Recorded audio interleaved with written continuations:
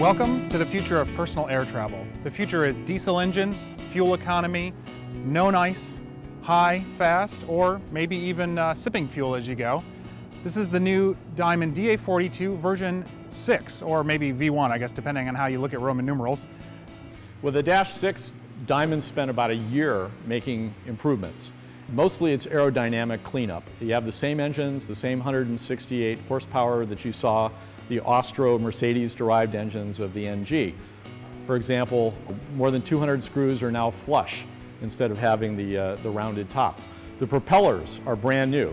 The previous DA42 had what we like to think of as matchstick, kind of skinny propellers. These look like real airplane propellers, actually not very different from what we have on our DA40. Of course, these can be feathered besides being constant speed props.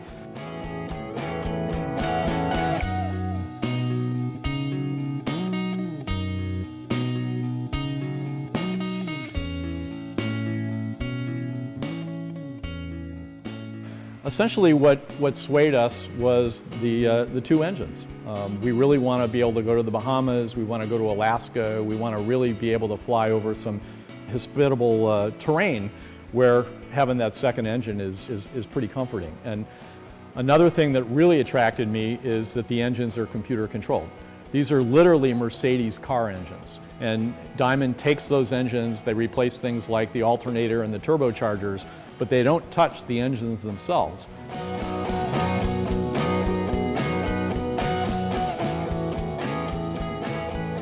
If you're used to flying Lycomings or Continentals, or even Rotax really, the startup and shutdown procedure of these Austro engines is going to be a little weird, and in a lot of cases, a little boring. It's really just flip on the master. If the engine's cold, you wait for a glow plug indication. In this case, the engines are a little warm, and then it's turn the key, just like a car.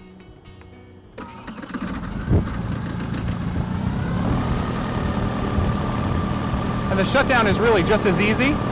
All our avionics masters and everything are off. It's just a matter of turning off the master.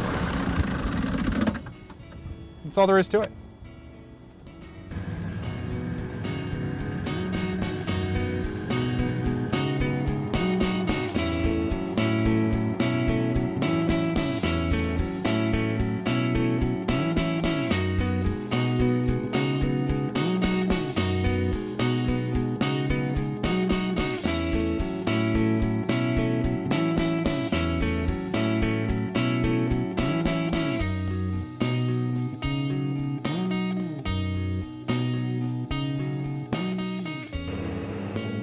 And the advantage of FADEC, among other things, is that the computer figures it all out for you.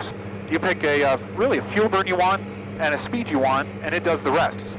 We picked economy cruise. We're at 11.5 right now, and that translates to about 155 true and about 10.5 gallons, a little less actually. And that's not 10.5 gallons aside, that's 10.5 total. And it really is so easy. All you do is set the power, that's climb, cruise, descent, everything. It just stays there. There's no Lena peak, Richa peak. It does it all. It's very easy to interpret. If you're used to flying a DA40, the 42 is an easy transition. The 40 is known to be kind of a slippery airplane, hard to come down and slow down, but the 42 is a little easier. You pull the throttles all the way back, and you really get a lot of drag from the props. And the other nice thing is that the gear, you can operate it, bring it down all the way to redline. So if you need more drag, put the gear down.